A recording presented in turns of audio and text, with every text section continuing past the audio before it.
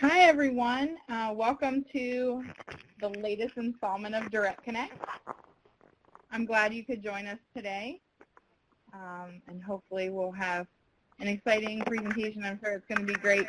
As you'll notice, everyone's unmuted because we're going to have some discussion questions. I'm going to do an icebreaker in a minute to see how well this works. Feel free to be in the chat or unmute your line if you have a question or to participate in the discussion.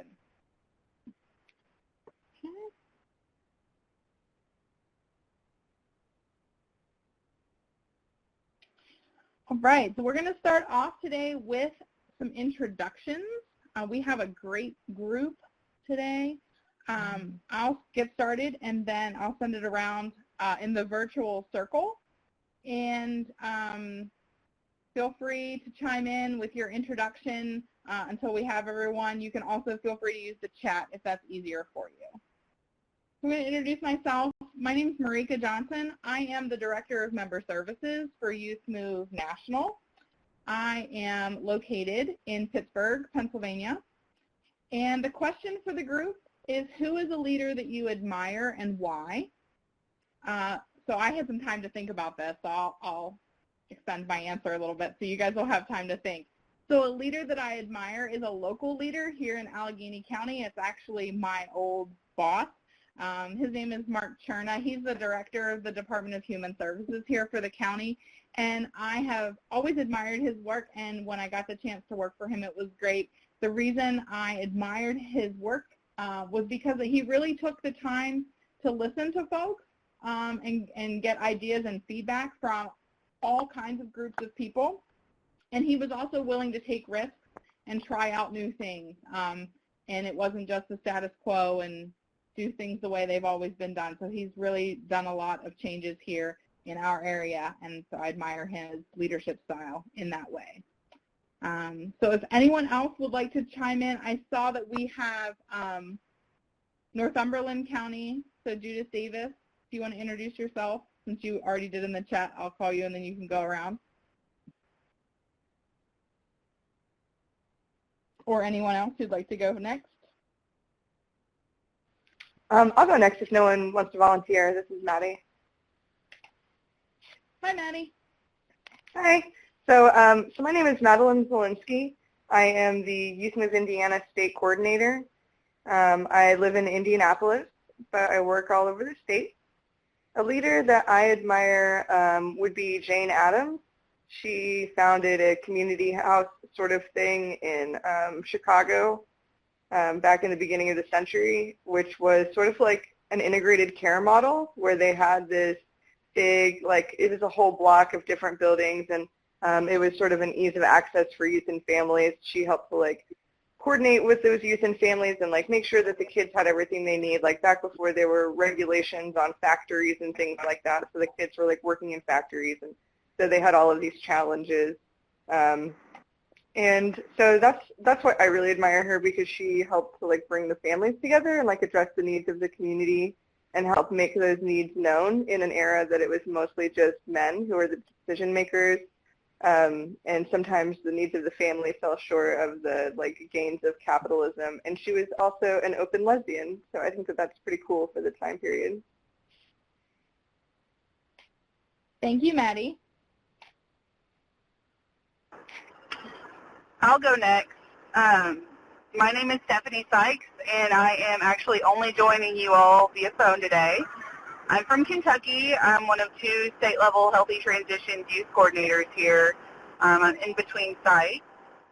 But a leader I admire is also somebody from my state. His name is Jay Miller, and he has his PhD now, and he's doing some really great work at the University of Kentucky, but he started off as a young person in the foster care system, and he's used that lived experience to do a bunch of research and pilot a bunch of programs, and currently he's been doing something at the university he works at now, which he's been told no at for so long, and I think that is why I admire him so much, is that he is so persistent and so flexible and willing to just keep talking about things until we can find solutions to make things happen. So, Great, thank you. Welcome.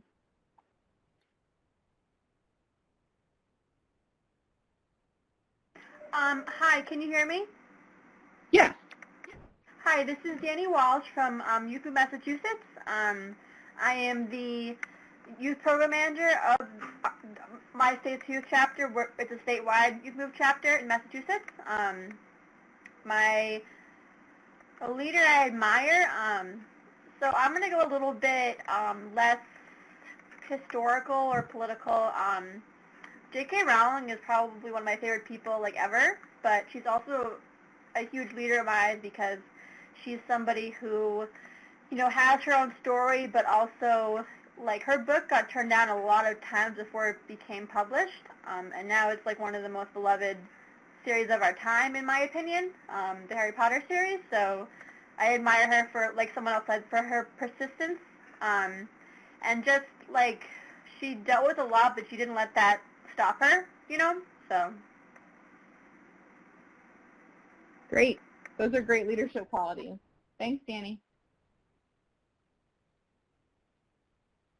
This is Georgie Price. I'm from the Heart of Texas region, MHMR, out of Waco, Texas, and I am the program manager for our Transition Age Youth Program, our Family Youth Engagement Coordinator, and our peer providers and our core services. And so one of the people I'd have to say I've most admired right now is probably someone from our community. Her name is Natalie Garnett. She began a program here called Unbound, which focuses on, another passion of mine is anti-human trafficking, and has started an entire coalition in our city to fight against human trafficking. And she's just really been a great leader within our community, and just think that that's something that all of us here in this community can be proud of and look to. So. Great, thank you. Welcome.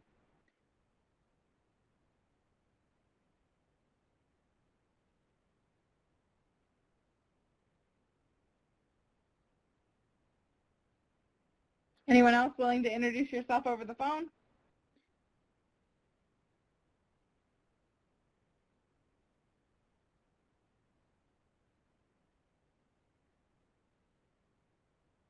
All right.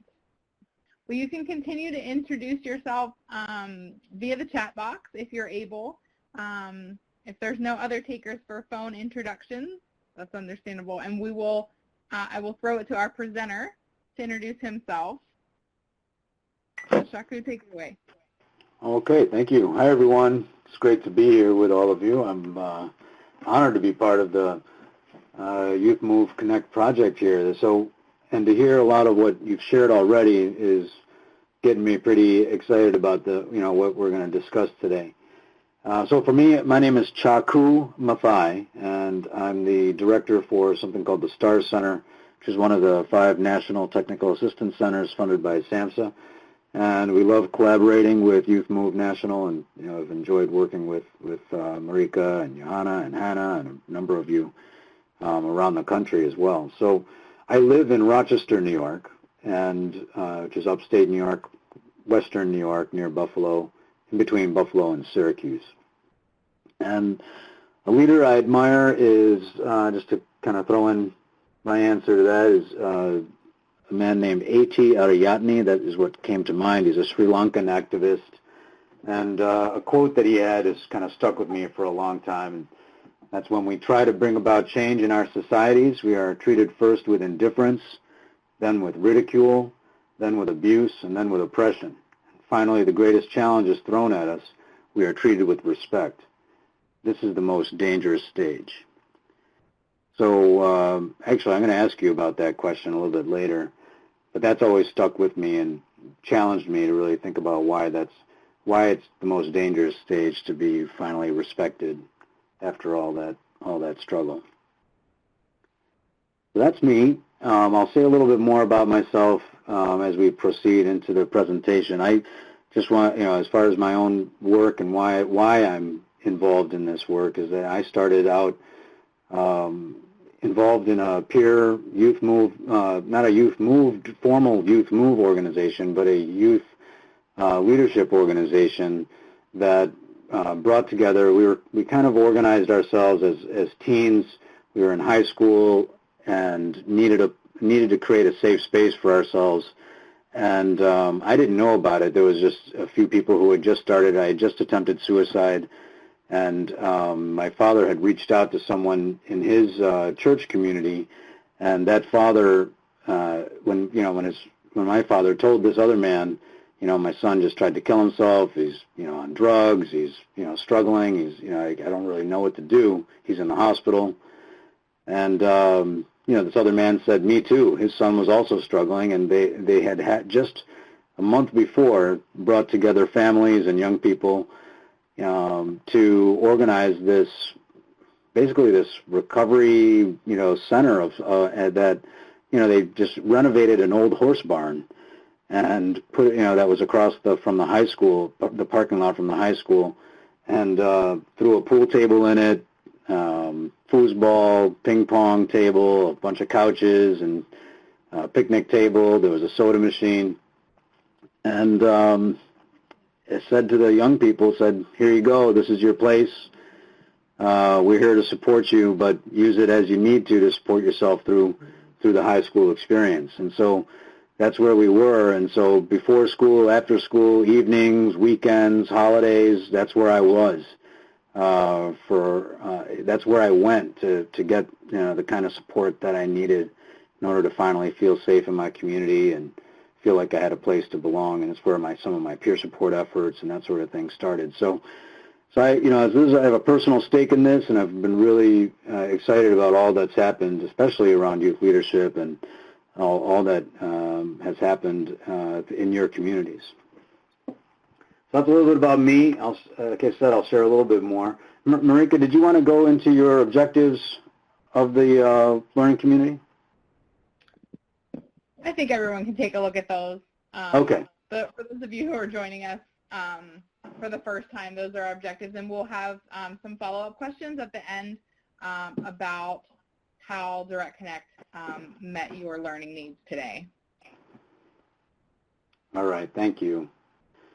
So I titled this presentation actually as The Kind of Leadership We Need, Embracing Our Diversity as Leaders in Systems Transformation, because a lot of times we're finding ourselves, and I think you noticed the kind of leaders that you're all admiring have done things that have really been important to them and in their community, and that came from a personal experience. So we're often driven by things that were important to them and in their lives. And so that identity, that issue of really coming from a lived experience that is driven by experiences and identities, and a salience around that identity or a real fixed experience sometimes creates challenges for us to be able to work across very different communities. And so really discovering our diversity as leaders and recognizing how we can work together is what this is about. So I'm going to go into a little bit more detail about that. So for example, here's a picture of me today. I'm Indian American. I'm born in Kuwait. My family immigrated to the United States in the 70s. I was only 3 years old and really struggled as I grew up to understand my role in community. I noticed that people of color and immigrants, especially like me, were being ostracized and judged and challenged. My parents were treated with hostility. Our language, our dress, our clothes, our accents, even how we smelled were all kind of called out, and judged. And I was bullied right from the very beginning in school and fought right away and really, kicked out of schools by the time I was 6, 7, 8 years old for the challenges I was experiencing. So not knowing how to really be who I was at the core of what I was struggling with. And instead, it was really being viewed from the perspective of disorder and the need for separating me from other students and that sort of thing. So again, that's driven a lot of why I'm involved in the work that we do. Yet at the same time, it's challenged my ability to sometimes reach across community in various ways.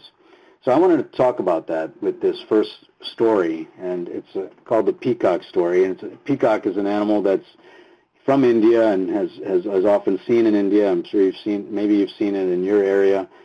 But the story goes that there's this man that traveled from a faraway place to India and saw this peacock, and he couldn't believe it. He was actually he had never seen a bird like this before and thought of it as kind of a genetic freak. It actually is kind of an evolution anomaly in many ways, but he thought this peacock was at risk. He actually felt really bad for this peacock and decided that he was going to help the peacock survive.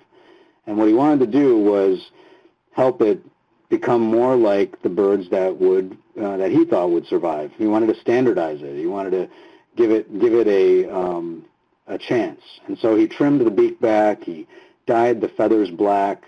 He trimmed the feathers back so it was easier for the peacock to fly, in his opinion, or to get around at least. And in his eyes, by the time he was done, the bird finally looked like a standard, what he called the standard guinea hen.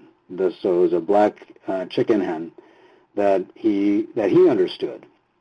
And now he felt comfortable with how the peacock looked and came across. Now, I tell that story, it comes across in so many different ways. It can affect us individually, it can affect us as community, as programs.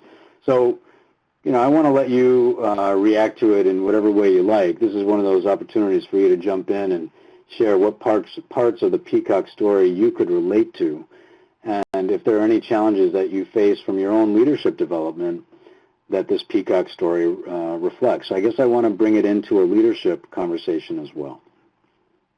Any thoughts? I'll certainly share mine, but I'd love to get yours.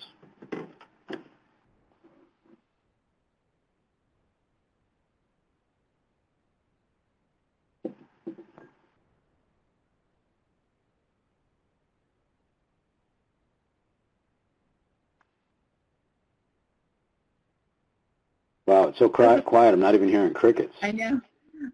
There's not even crickets on this one. Well, reflect on it a little bit. Let me give you my version, some of how this has impacted me. So for me, the Peacock story did a couple things. One is I could really relate to being asked to fit in ways that really weren't me. And that happened, like I said, right from the get in school. It started, from an advocacy perspective. I remember even with this group that finally engaged me, while, nobody reminded me of me in that group, but it was a group that I really felt like, I finally could drop my guard and be myself with. Yet at the same time, there was always pressures to look like, sound like, talk like, be like, other people. And even from an advocacy perspective, things that might be important to me weren't necessarily important to other people. So there was always some kind of master narrative or dominant kind of perspective that I felt like I was being asked to fit in with. And I didn't know how to really bring myself forward and bring my own experience forward in those leadership moments. That's me. I'll share more. Believe me, I got a lot of time to jump in. But anyone else? I threw it in the chat box to get things started, but I know in my experience, I've often been asked to not be so, and then you can fill in the blank, not be so loud, not be so passionate, not be so stubborn, whatever adjective you want to be, so the not be so, in order to fit in better with either my coworkers or the organization, or, whatever thing they'd ask me to do. So I know that's kind of like the peacock, not be so fancy. Is that Marika? In order to fit in. Yep. Yeah, this is Marika. Yep. Hi, this is Danny Walsh from Youth Move, Massachusetts. Hi, Jenny. I would say that, so not so much anymore because I've kind of accepted it, but I was probably in some ways similar, but in some ways completely opposite to Marique in that I would have really I would have killed to be able to fit in and be that black bird. And at times I would try to not be as individualized and not to fit in, you know what I mean? And so I think there were times when I have stood out when I didn't want to stand out. But during your whole story, I just kept thinking how miserable that bird must have been, because I know when I tried to like, not be myself to fit in, I was miserable. So, you know.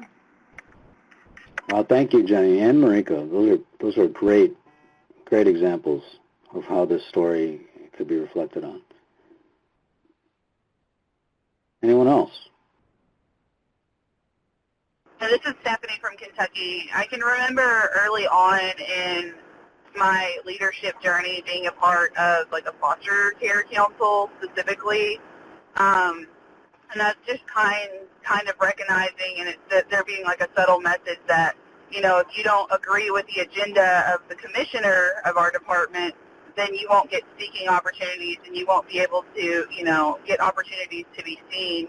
So I remember early on in my leadership journey definitely like kind of becoming more of a token and adopting opinions of people who were more like facilitator and adult supporters of me instead of really thinking about it. And it honestly wasn't until I came to Healthy Transitions and more of a facilitator role with the Kentucky Youth Move Council that I was able to start to identify like, oh my goodness, this is what I'm telling people not to do to people, and realizing it had been, you know, done to me, and realizing that my role now, not only that I have to be mindful of how I work with young people, but be mindful of, you know, when I'm putting my young person with lived experience hat on, exactly what am I representing and how am I doing it, and like really being mindful of what is motivating me to say what I'm saying.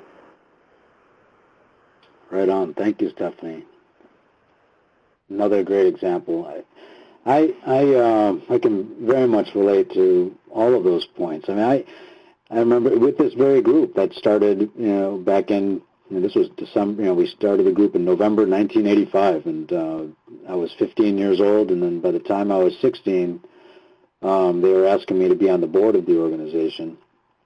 And I remember my first board meeting, and this was actually, I think maybe I was just about to turn 17, and we had started getting staff. We actually started to hire an executive director, and the executive director turned to me, and I'm the kind of the first formal, you know, youth representative on the board, that sort of thing, and the executive director turned to me before the board meeting. She said, you know, your job here is to be quiet. This isn't going to be a place for you to be talking so much. And I remember going, wow, that is not my understanding of what this job is, you know. And so I was placed in a position here of potential confrontation and, you know, a chance to, you know, repeat patterns of the ways people would perceive me or used to perceive me as being too volatile or, you know, difficult to manage, and, you know, all the reasons why I ended up, you know, kind of in these systems and in these, you know, kind of circumstances anyway, and now I'm trying to step out of them, but I'm constantly having to deal with these kind of indignities or these moments where people are trying to, in this sense, clip my wings or silence us. So, you know, we can talk about how we handle those things. That story continues. I essentially called that out in the board meeting and said, you know, here's my understanding of why I'm here. Here's my understanding of why we have a board. And I want to really check in with all of you about why and how we make sure that youth voice gets brought to this board and on a regular basis. I won't be tokenized and, you know, that kind of thing, you know. And, you know, that wasn't necessarily met with immediate agreement. It was actually a conversation that needed to happen. Any last thoughts before I move on to the next story? It's not the last thought, actually, just initial. Okay, let's keep it going then. So now, you know, I was telling this story in Vancouver, Washington, at a SAMHSA peer competencies project, and it was one of those times where, you know, the need to start looking at standardizing core competencies for peer support was being discussed. And so again, the Peacock Story was part of my overall, I've been telling that story for probably 15 years now in a variety of contexts, and so I use that story in that context to really look at the challenges and opportunities for standardization and what does it really mean when we're doing that, and how do we really identify ourselves. So I tell that story, and a man from Alaska stands up and says, "Hey, Chaco, we have a similar story in Alaska, but regarding our white bear." So I said, "Okay, go for it, tell it," And he stood up and he said, "So a man came from a faraway land and saw our white bear, and like in your story, the man wanted to make the bear something he was familiar with. He wanted to dye it black. So he approached the white bear to dye it black, and then he paused for a moment. And so the bear ate him," he said. And as soon as he said that, the crowd just kind of jumped out of their seats and were like, "Yeah," and reaching, fists were in the air, and there's just this excitement about the bear eating this man who tried to dye her black, And so I'm curious about, and I felt it too. I immediately felt this, like, wow, I can't tell the peacock story now without telling the white bear story. And I want to leave it there with some questions for you, and similar questions again. What parts of the white bear story could you relate to? And then is there a takeaway from the white bear story? Because we had a pretty intense discussion about that white bear story and what people took away from it. I can kick it off or ask you to just jump in with yours. Any reactions?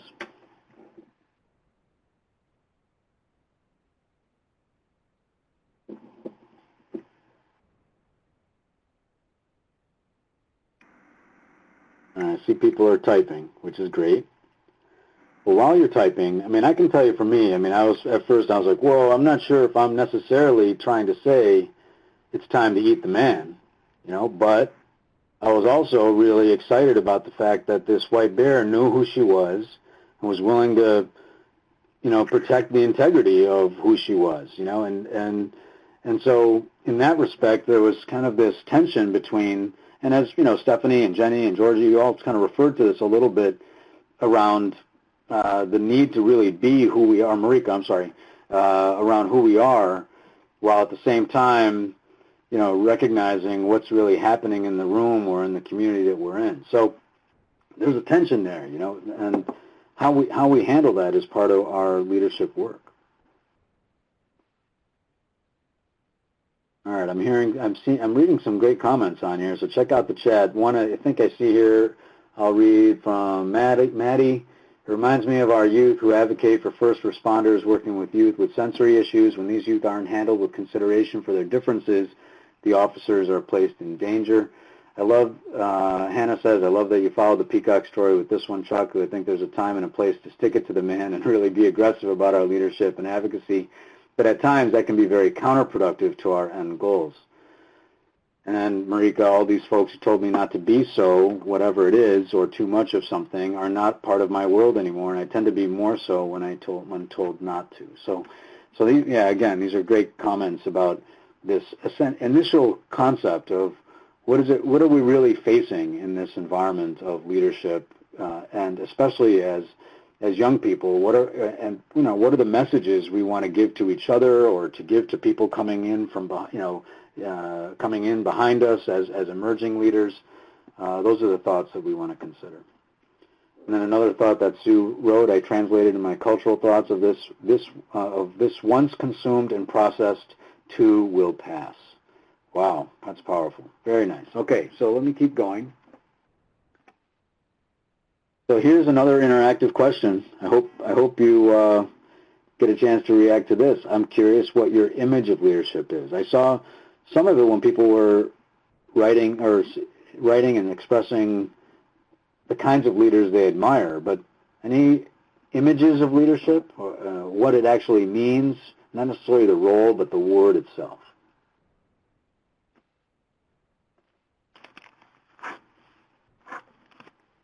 This is Stephanie from Kentucky again, and I can't see the chat box, so I don't know what's going on there, but there's this image that I see of leadership. It's called, like, bosses versus leaders on Facebook, and it's been shared like repetitively over the past 2 years on my feed. So I know somebody is sharing, and I know a lot of people have probably seen it, but it's got like this person who is, up on the podium, like pointing.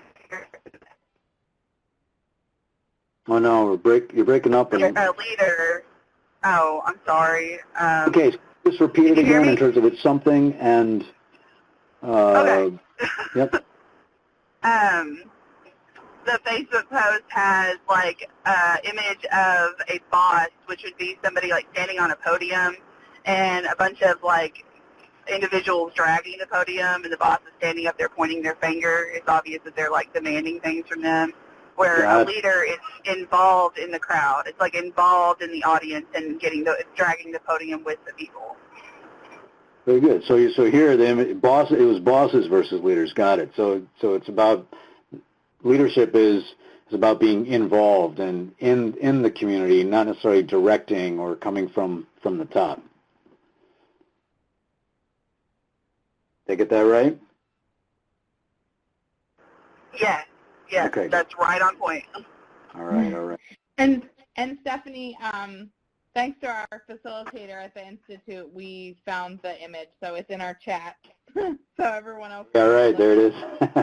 Yay! Thank you. Yay! I knew exactly which one you were talking about.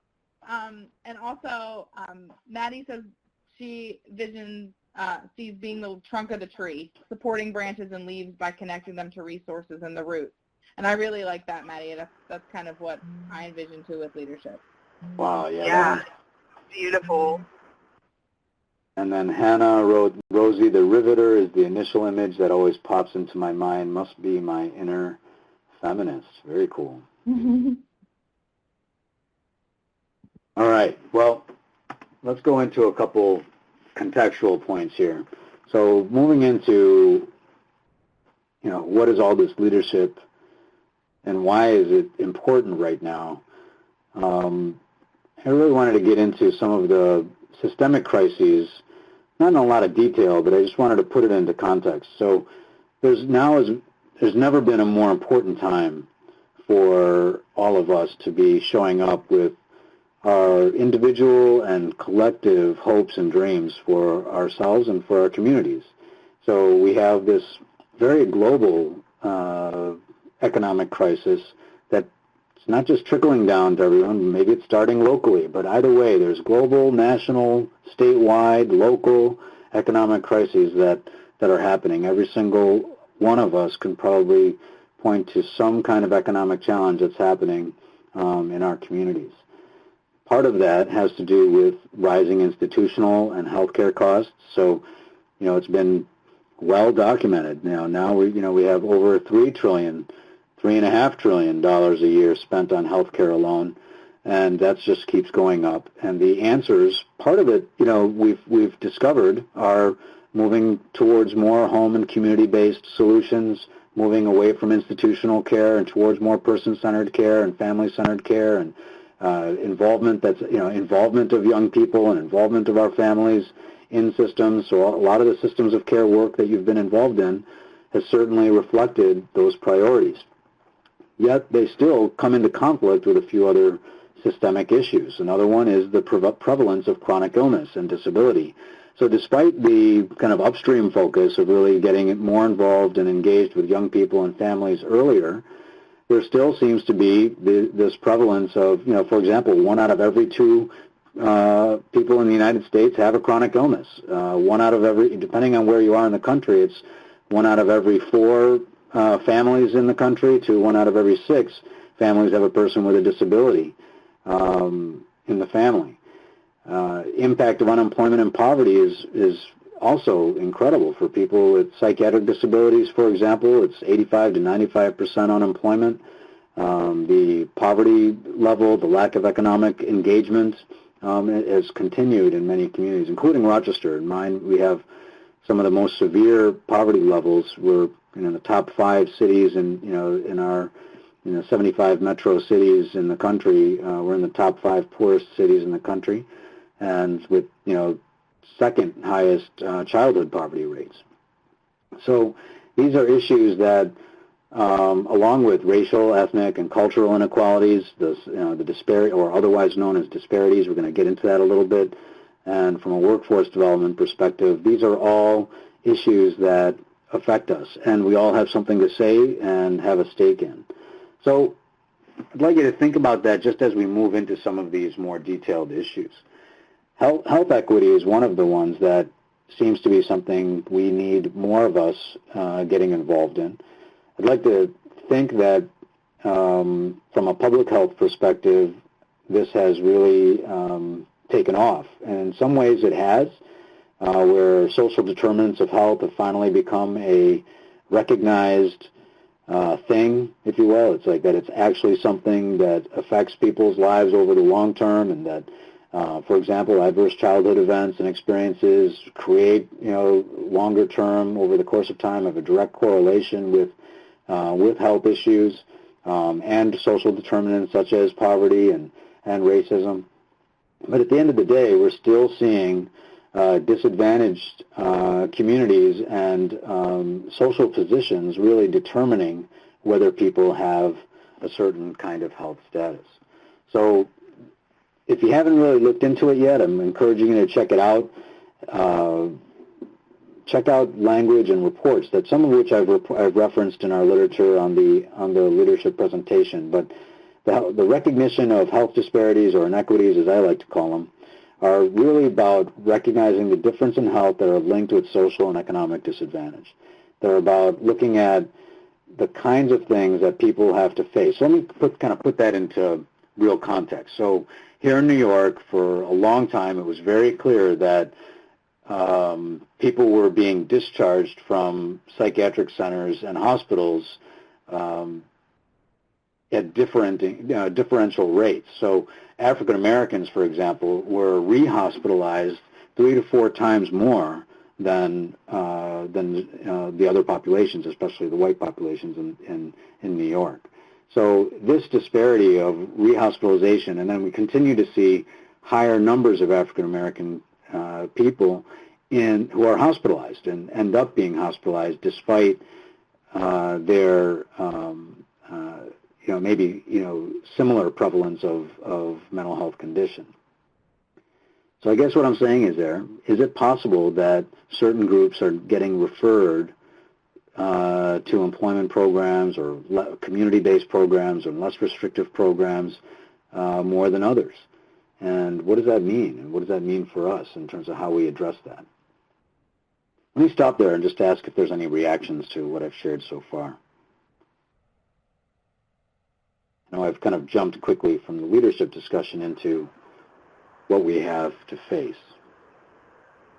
I think that is deep, and in Kentucky especially, that is one thing I think we really struggle with. Of course, the grant I work for, which it refers to it as like cultural responsiveness, but our state has a lot of statistics and a lot of disparities. And I can think about it from just the standpoint of we do drop-in centers, these drop-in centers here, and the young people coming to our services sometimes are coming there for more preventative methods, and we're telling them that it's a space where they can come and talk to people like them, but they're walking into spaces where it's still mostly white people. So I wonder, too, if not only are these people being referred at higher amounts, but also are the services being provided to them culturally appropriate enough to make them effective to where they don't end up back in them. Right.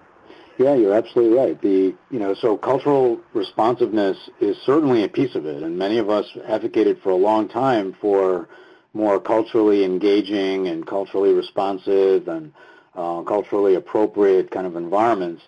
So that included a number of strategies. However, at the same time, we also noticed systemically at the policy level there were some real barriers to that. And so we needed to figure out not just barriers to implementing cultural competence or culturally sensitive environments, but real barriers to people having access to the kinds of services they need. So let me give you an example. Young men of color were the ones that we were finding mostly in locked wards of of private hospitals and state hospitals in New York. And so when you went through a hospital and saw that, you know, the most of the people that were in the locked wards were young people of color, especially men, there was also a correlation between, you know, how criminalized those communities were. So there was a recognition that sometimes the same group of people were oftentimes feeling profiled or otherwise judged as being less likely to be successful and more likely to need other kinds of more restrictive services. So that became so, and also we were coming out of the hospital with more higher levels of restriction and oversight. So they wouldn't even get to the drop-in centers or the recovery centers or the youth centers that were available. And then, like you said, where there are centers available, they still hadn't quite matched up with what people were asking for. So in California, where they had a disparities project that really looked at this, they asked young black men of color, for example, that, you know, what is it that you want? And they basically said, look, you know, it's not that we need more of the same services that other people have been asking for. What we're saying is that what we need is different. We want different services. What you're saying we need isn't what we want. So you're trying to force us into services that we don't want. So that was an interesting question, right? So Kentucky, yes, it has an established and kind of recognized set of inequities, and, you know, and I actually want to congratulate some of you who've been taking that on, and it's been showing up on some level. So good work. Was that Stephanie, right? Yeah. Thank you for that. So let's keep it going. But again, I think you're talking about exactly the kinds of issues we're hoping to address with this new lens. So here's another way to think about this. So part of what we realized is, in the STAR Center anyway, is that we needed a core leadership development strategy that really took on this concept of intersectionality as a core principle.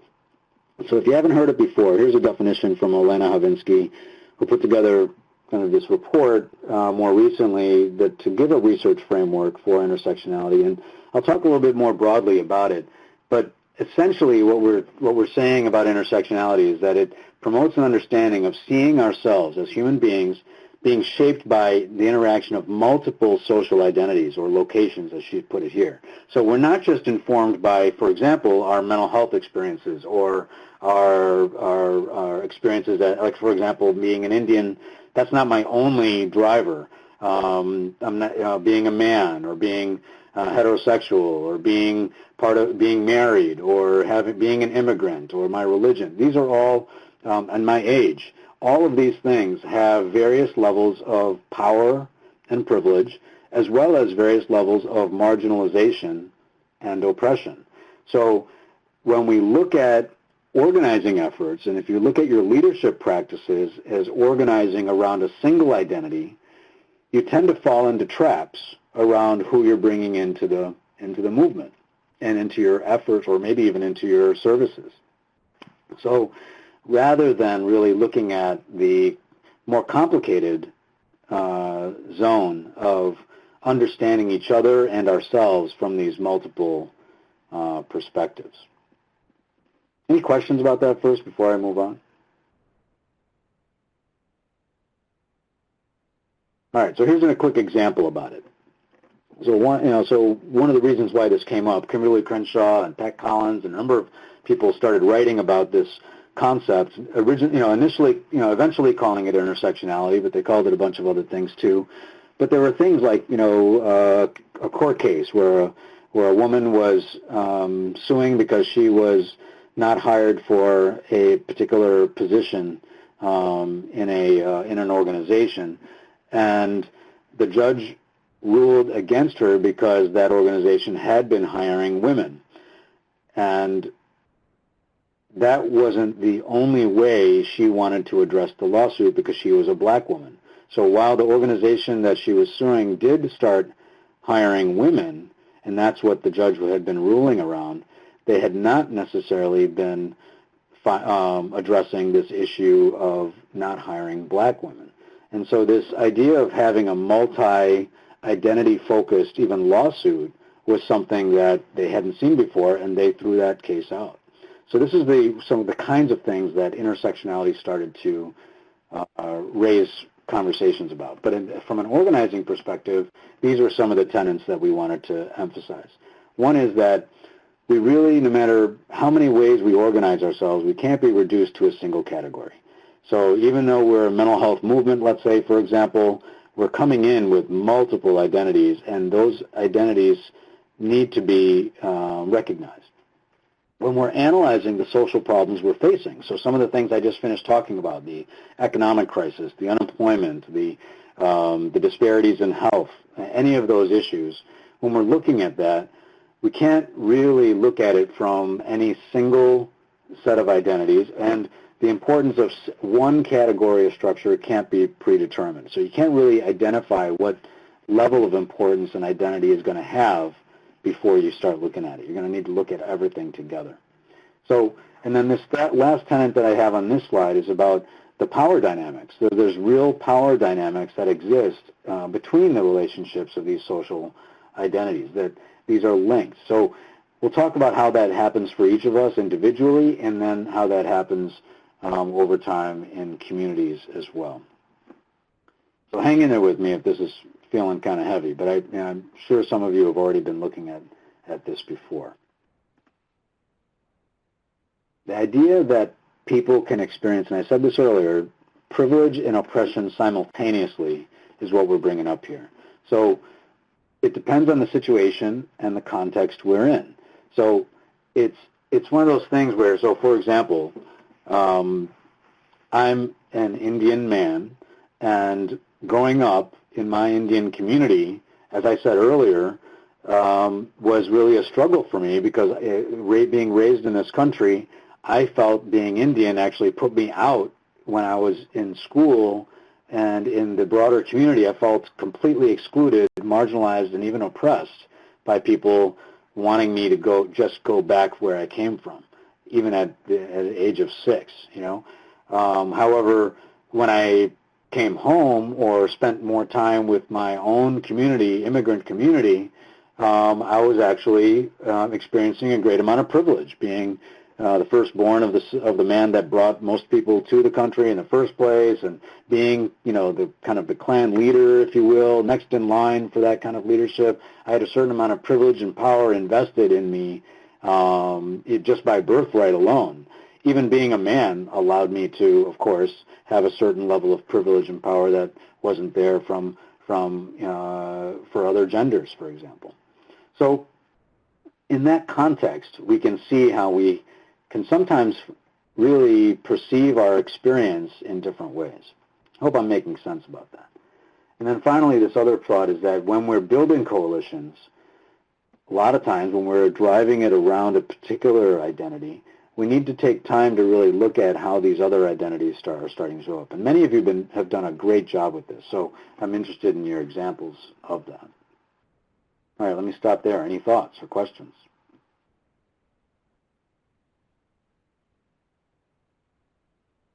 All right, Marika, I'm doing okay on time? Yeah, you're doing great. All right, great. So let's keep it going. Here's some reflection questions for you. So first of all, what does it mean for us to have multiple intersecting identities of power, privilege, and oppression? When have you felt that your differences have marginalized you?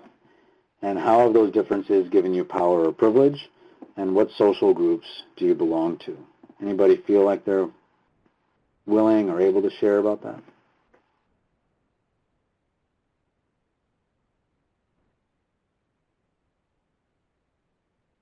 Feel free to do the chat as well.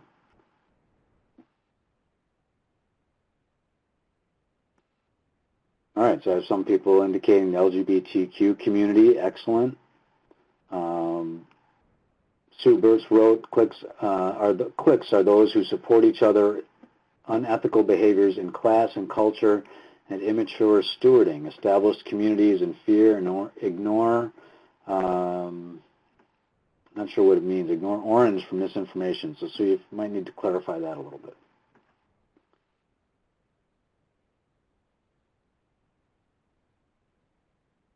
All right, I'm going to keep going, chew on that a little bit, and I'll give you a story that hopefully reflects some of what we're talking about here. So this is a picture of a woman named Pamani Yellowbird.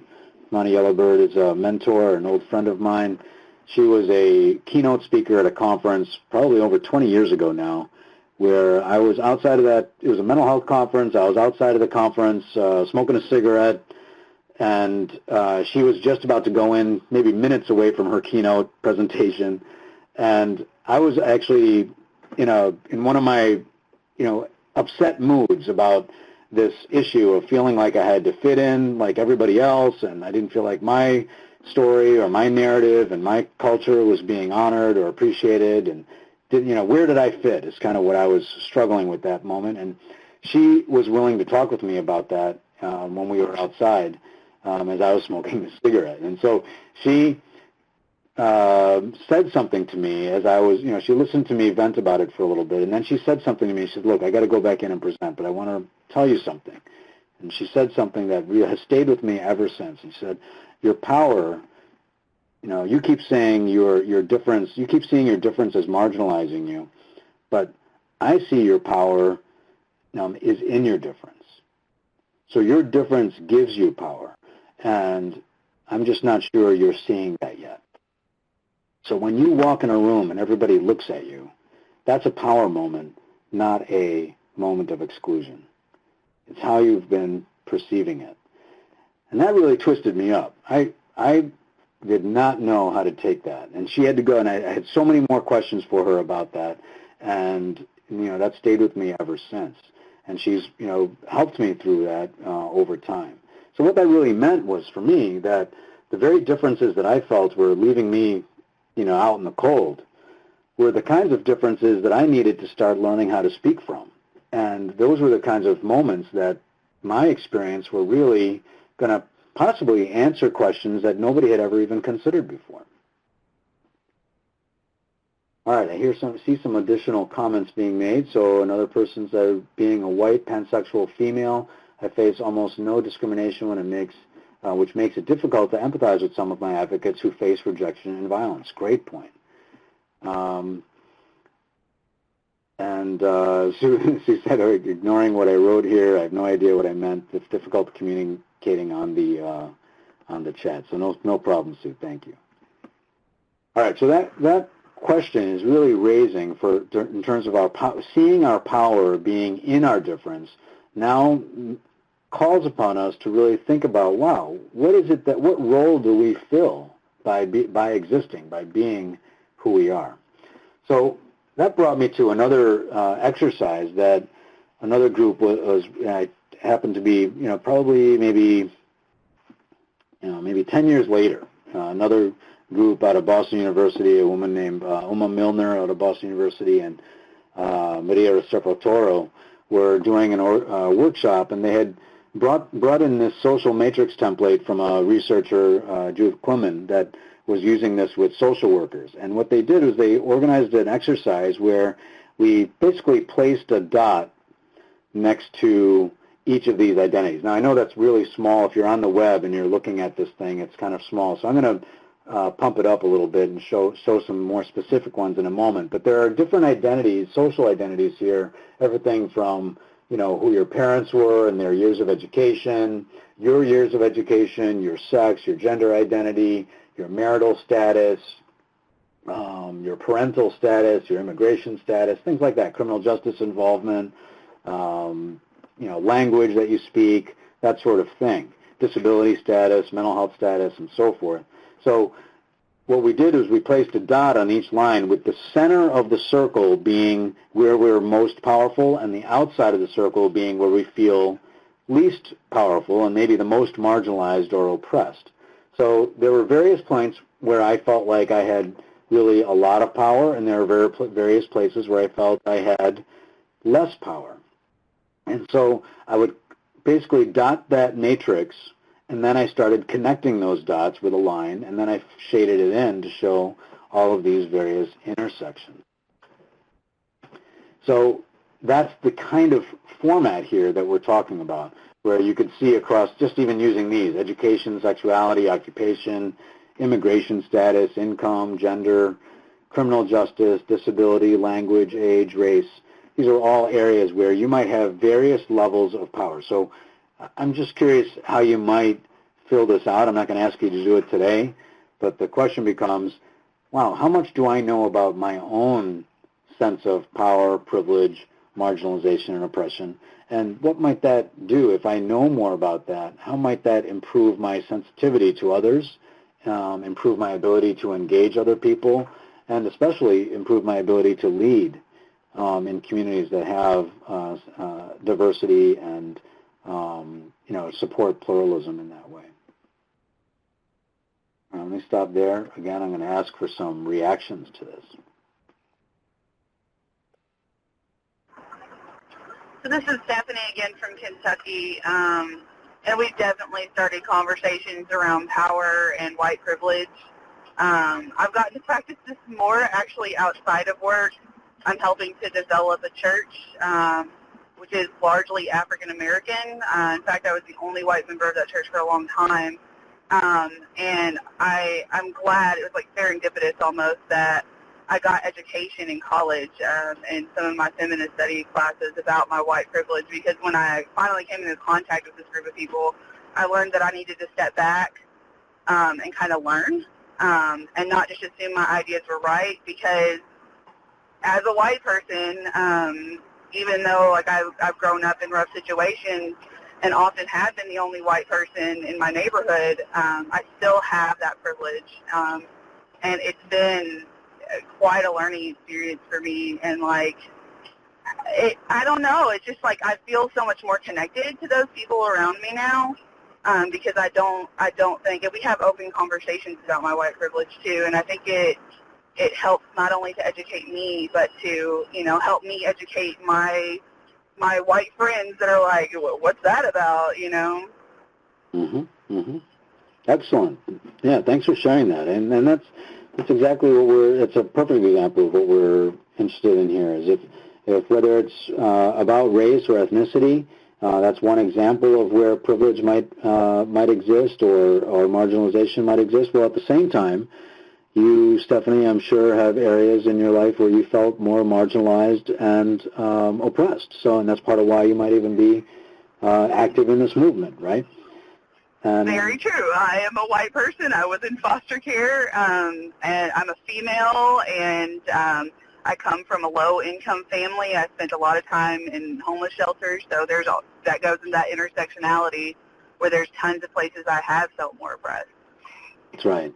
And what this does is it frees us up to be able to have those conversations without feeling like there's this competition that's being started about who's had the most oppression or trauma or struggle, where instead it becomes a valuing of each other's struggles and a valuing of each other's privilege and an ability to leverage that in a more powerful way.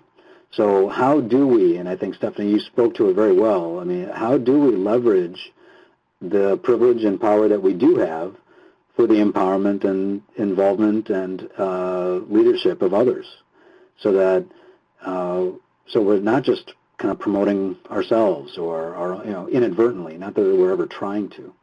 It's just something that sneaks in on us. Great. Any other thoughts?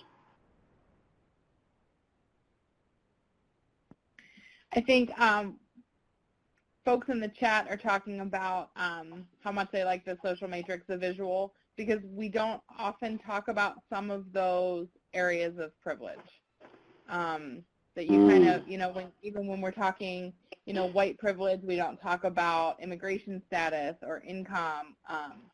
There might be like kind of the top 5, but I like the fact that there's lots of different areas to consider. Yep, great point. I mean, what you're saying is really just even start, a place to start, and that's part of what I wanted to discuss is, how is it that we can actually do anything with this, and what would we do? And you're saying part of it is just having a place to start the conversations, right? Yeah. I agree. Very good point. So, think about how you might begin convening around these identities or these experiences, or making room in trainings or making room in your leadership development process for conversations in this way. Let's see, Hannah, I want to refer to some of the chat since you brought it up, Marika. Hannah saying, many of these areas of privilege are not mentioned. This graphic is great. Oh, that's what you were referring to. Visual representation of intersecting identities of power and privilege. Though it is very much a different kind of alienation, being privileged in certain contexts can be somewhat oppressing or alienating, and feeling a lack of belonging or an inability to understand others' circumstances. That's a great point, Hannah. And so, you know, I tell a lot of stories, so forgive me if I'm dominating the conversation here, but that brings up an important story. One is the fox and the stork. I don't know if you've heard that before, but it's one of the Aesop's fables. I have a certain way I tell it. And the fox and the stork met and loved the fact that they could be friends. And both the fox and the stork had this, you know, had imaginations going around how all the things they could accomplish if they were friends together. So the fox invited the stork over for dinner, and the fox laid out a plate and poured some milk and started lapping up the milk in the plate. And the stork, with her long beak, couldn't get any of the milk at all. It just was not happening for her. Her beak would not allow it. So it was the stork's turn to have the fox over for dinner, and so the stork had a vase with fish in the vase, and it accommodated her beak perfectly. Her beak would just kind of slip into the vase, get the fish at the bottom, and be able to eat. Fox was only able to watch and look on as she ate. So the story for me is about the fact that a lot of times we might appreciate the diversity we have and, you know, want to invite it in, but it's in our daily habits and how we set the table, if you will, that causes people to feel other than. And we don't even realize it because it's kind of coming from our own privilege. So, you know, I use the gender example all the time because a lot of times we do introductions, for example, where we assume that there's really only two genders showing up in the room, and if somebody is going to have any other gender identification, then they just need to call that out on their own. Well, that really creates an othering that isn't helpful and actually creates further, you know, makes that sense of oppression and marginalization worse. So now, you know, the hope is that people are being asked to identify gender and preferred pronouns, for example, right at the beginning. So that way, if everybody's doing it, then it doesn't become a thing that someone has to make separate or be a special identifier because they might not be identifying the same way.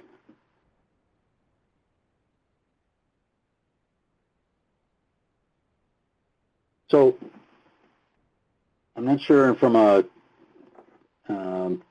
timeline perspective, Marika, if it's okay to kind of move to questions and answers at this point. I think part of what I wanted to do is make sure there was enough room for that, and of course go back over any concepts or additional, you know, I might have gone too quickly over any of the contextual information as well, so I can back up as well.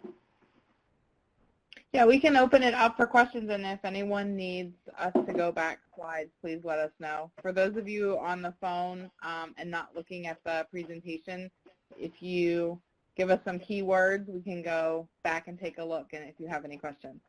Mm-hmm.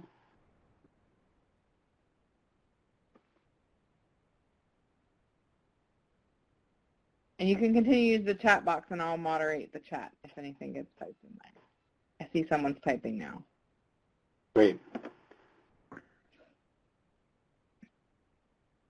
while you're thinking about it, you know, I just wanted to use another one, an example of age. So, you know, your Youth Move National has organized around the identity of age, and very effectively, and around the identity of having mental health experiences, for example. However, it may not be all that you're organizing around. It may not be all that people know you're about. And each of you may have done some things to really make sure that communities really understand just how much you're really addressing in systems transformation efforts of your own. You're probably some of the best examples of multi-system advocacy efforts, actually.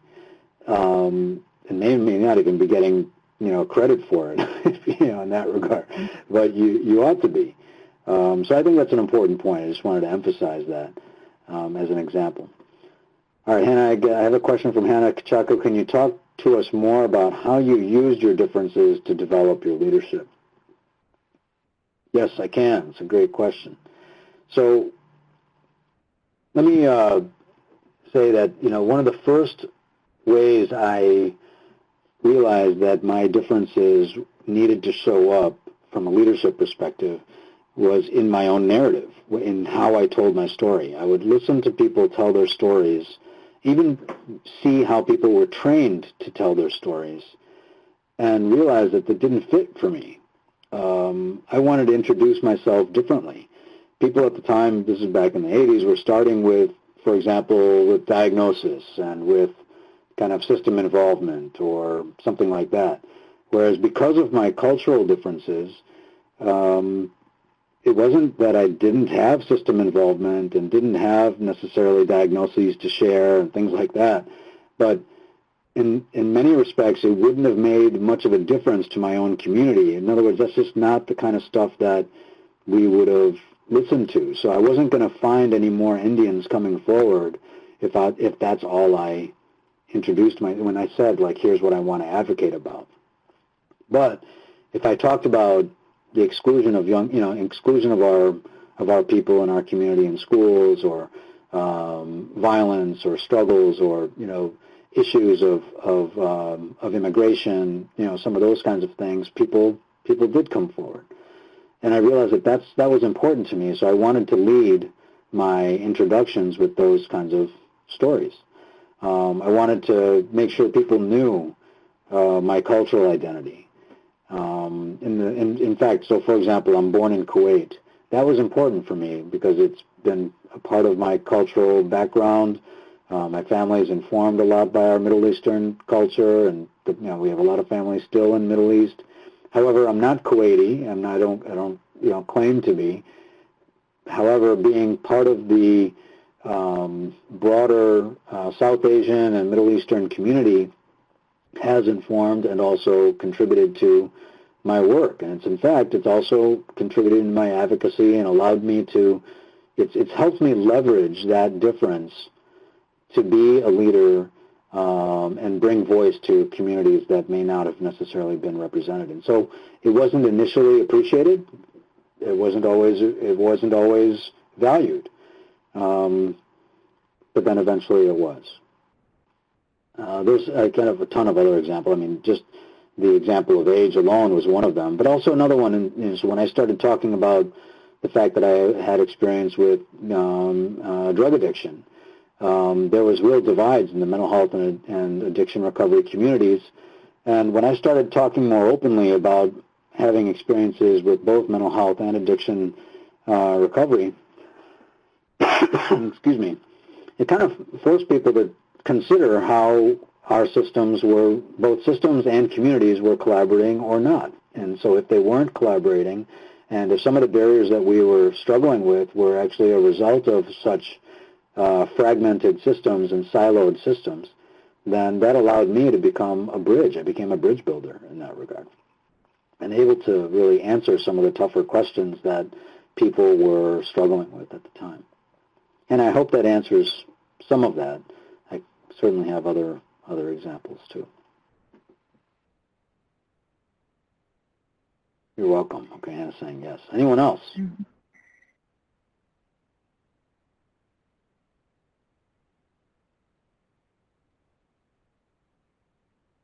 I'm wondering, Shaku, as you talk about, there's kind of, we think about leadership in different facets. There's like kind of the small L and the large L. So when you're in a leadership position, maybe where you're directly supervising folks, or you're in charge of someone else's professional development, in helping form them as leaders, how might you make space for this conversation, in an organization as part of maybe a formal or informal professional development? That's great. So one of the first things that I like to do, and I started doing this Even actually around the time I, read this Peacock Story, I started to realize that I wasn't asking people enough about what was bringing them into this work. And I didn't want them to have kind of the same pat answer I was giving. You know what I mean? I wanted to hear their answer. And so that was an opening question I started to ask. What brings you to this movement? What brings you to this table? What brings you to this organization, and what makes you want to do this role? Is there something specific about you and your experience that you find unique to you? So really asking people about differences, because there's a tendency to want to find commonalities, and there's nothing wrong with that. I think that's awesome. I mean, the idea that we can look for shared areas of strength, shared areas of interest, and shared values, all of that is part of organizational development and organizational work. It's part of community building and organizing. What's been missing oftentimes is the questions that ask about the power of our difference. So that's when I started saying, well, what kind of differences and unique aspects of who you are can you bring to this organization or to this community? And then, of course, at Steve, Madeline offering embracing differences in yourself as a leader can help give permission to those youth looking up to you to be more comfortable embracing their own. That's exactly it. Walking the talk is probably the best possible thing we can do. Great, so that's one step. Yeah. I mean, the list kind of there's just a huge list of things that we all can do in that regard. Another one. Another one that I like to emphasize is that I tended in my leadership roles when I was, a lot of times hiring and managing others, I tended to hire people who exceeded the authority they were given. And they were oftentimes people who were fired from other places for doing just that.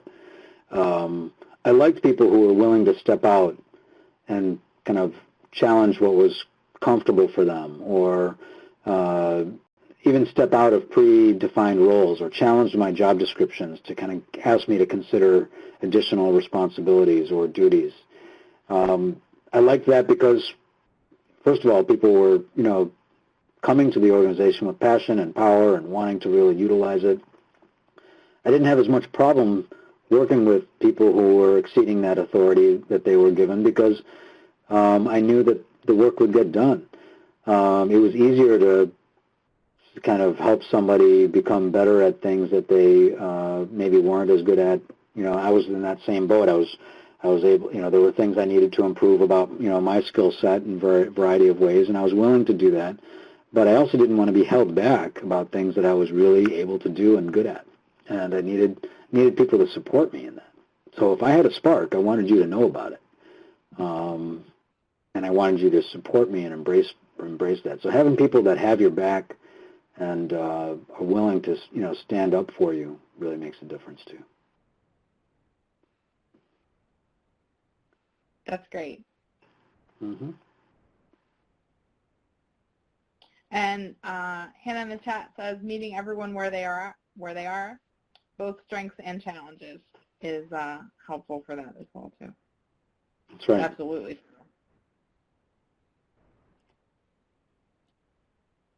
Now this, that brings up another point. I mean, I think one of the things from a leadership perspective, for those of you who are supervising other people or involved in, have certain points of accountability in your organization one way or another, whether it's supervising or just really being a point person for a project or a team. One of the things that I found people struggle with is putting the responsibility where it belongs. These are not necessarily my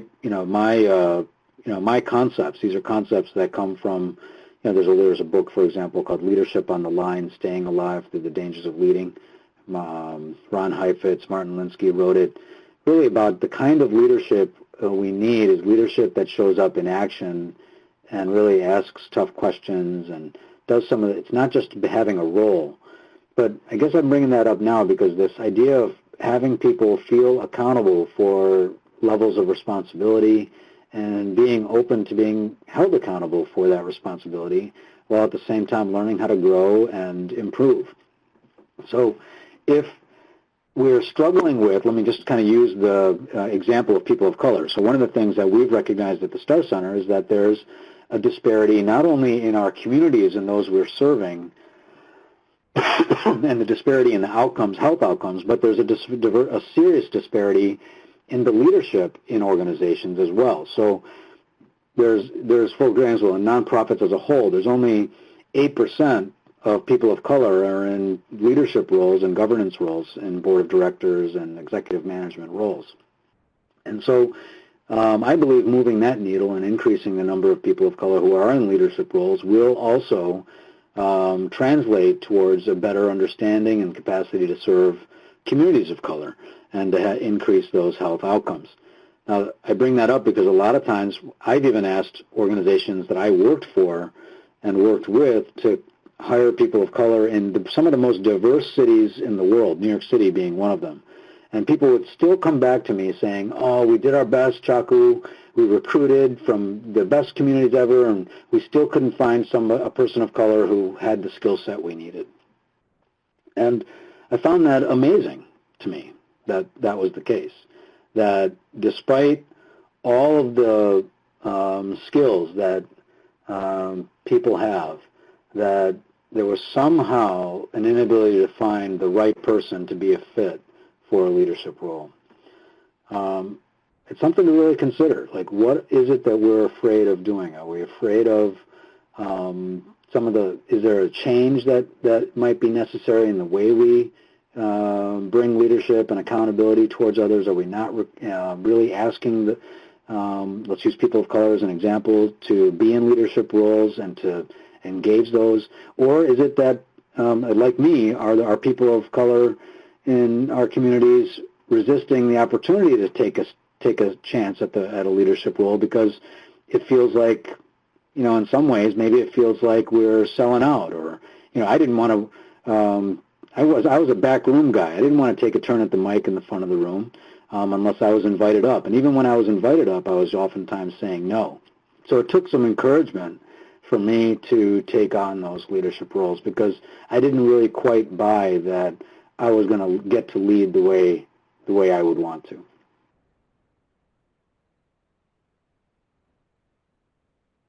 All right, we have some other comments. Coming in, companies with the highest diversity have plus 15% more profits than those with minimal diversity, and citing an NPR report. That's a great point, Maddie. I think there can also be a stigma around being hired because of your differences. For example, you didn't really earn the job, et cetera, without recognizing the benefits to consumers. So you're right. So there's a lot of times there's this extra thing around. I mean, I can't tell you how many times people had looked at me when I walked in as a young person and said, wow, you're way too young for this. Obviously, you're here as a token, and kind of made that the judgment of the day.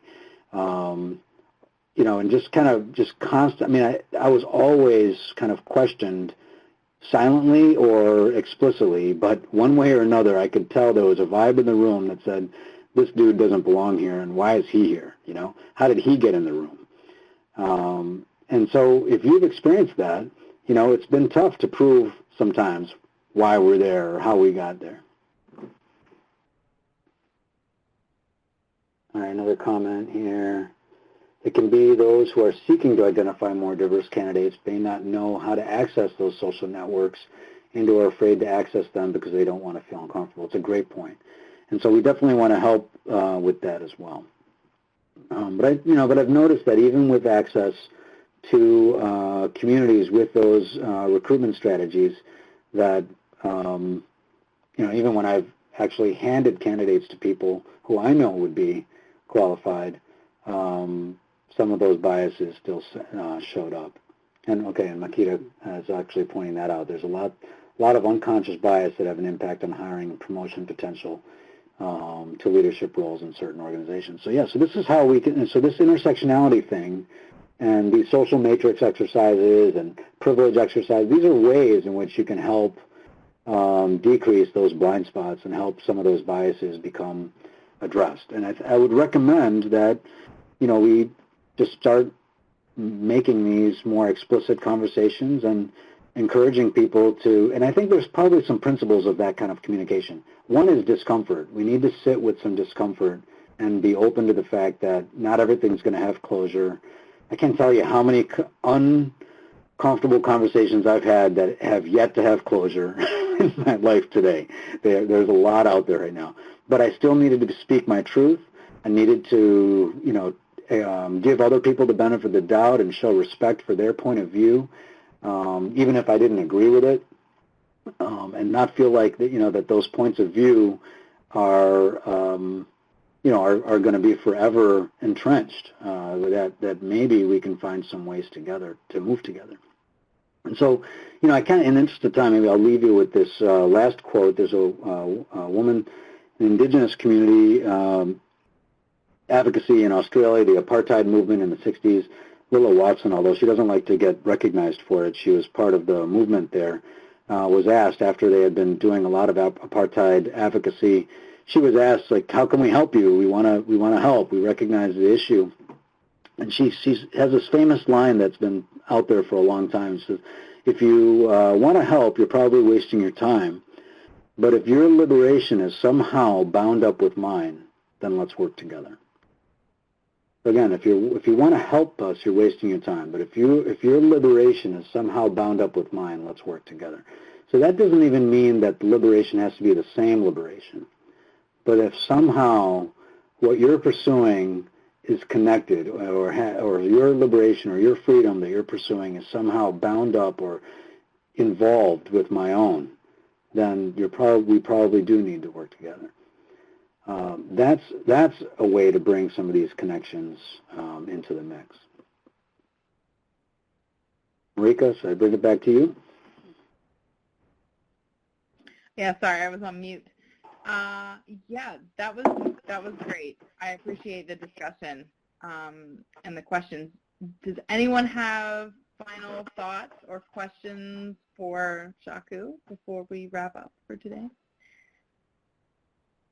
Oh, someone's typing.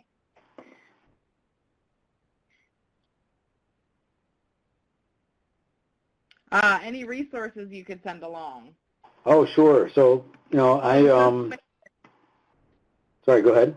Yeah, the social matrix, I can definitely, I probably could have given it to you right away to put up in the files for download, so I apologize for that. I can send that right away. Any of these resources on the literature that references here, I can get you. The Intersectionality 101 by Elena Havinsky is an excellent resource. Some of the some of the reports and stuff you can always get in terms of that material. If you go to the Star Center website, also, by the way, you can see a lot of, and I'd like to, by the way, just put a plug in for one of the things we like to do is feature young people from all over the country, and we're doing that bi-monthly now. We used to call it the Star of the Month, but now we're doing it every other month, and I think we're calling it the Youth Leadership Spotlight or Featured Youth Leader, something like that. And we'd love to have nominations and recommendations of people who could be featured, and each and every one of you ought to be. And so I'd love to get that. And then what we'd like to do is just put out, put a little part of your story, a picture of the kind of leadership that you're doing, any aspect of your work that you want to tell us about. And the way, the idea is that we want to show you off. We want more people to be turning to you for the solutions, and everything from the advisory groups that I get asked people for names for, to executive and governance roles that are out there. We want to show you off. So yeah, thank you for putting up the website link there, so you can check that out. There's a ton of resources up there. We're hoping to keep putting up even more. Those are great, and the presentation is available for download at the bottom of the screen, and we'll also be able to send, Shaku, if you send me anything additional, we'll be able to get that out to everyone who participated today, along with the recording. Okay, great. Yeah, I can do that. I'll do it even right now, if you don't mind me multitasking while we do it. Great. Okay, if there are no final questions for Shaku, then we do have well, our next Direct Connect will be in June. Don't worry about it. And we'll, as the slides move forward, our next Direct Connect will be in June, so stay tuned. We'll be sending out lots of emails and reminders when that date gets finalized and our topic too. So if anyone who's currently on the call has ideas for topics that you would like to hear us present about, please email me and let me know, and we will see what we can do. I'm sure we can find someone.